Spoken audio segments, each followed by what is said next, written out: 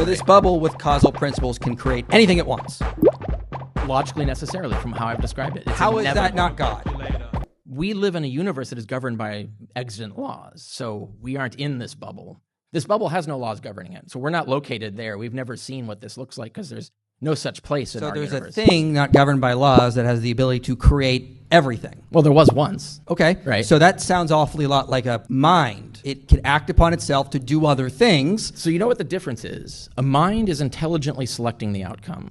This has no intelligent selection whatsoever. So It then is how can it literally create? random. The outcome is literally random, and you can show that there are infinitely more random outcomes that produce a vast multiverse without a God in it than would produce a God or only one universe or no universe, etc. Stop the cap. Again, we still need to actually explain how this thing creates. What you're saying when there's no That is laws, the you're explanation. hold on, when it says there's no laws, that's a negative statement. Negative statements are not facts. They're just the absence of facts. We need actual facts to explain how this nothing state or this bubble is able to go from that to a universe. We need actual descriptions. We need actual causal principles. We need actual explanations here. Just saying, well, nothing constrains it, therefore it can be anything. That's not an explanation. If the bubble is not constrained by any law that says it has to stay a bubble, and is not constrained by any law that dictates what will happen, it is logically necessarily the case that every possible outcome is equally likely. I don't believe you.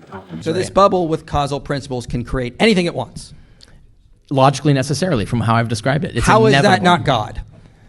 Well, it doesn't have a mind. Well, It's wait a not minute, thinking, it's not How intelligent. does something without a mind cause other things on its own I when it's already not being explained acted that. on and has the ability to do anything it wants? So please explain again. It doesn't want anything. It doesn't have desires. They only posited two things. Okay, so now we're pausing at It another exists- arbitrary limit. No, It no, no. can't have desires. I'm saying it has two properties. It exists, and anything can happen that's equal. Anything can happen. And it can't be a mind.